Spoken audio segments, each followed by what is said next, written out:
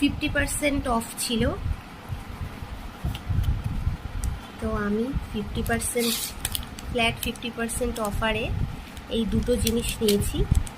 একটা হচ্ছে এই ইয়াররিংটা, দেখতে পাচ্ছ কিনা দাঁড়াও খুলে দেখায়। এই ইয়াররিংটা প্রাইস লেখা আছে 399।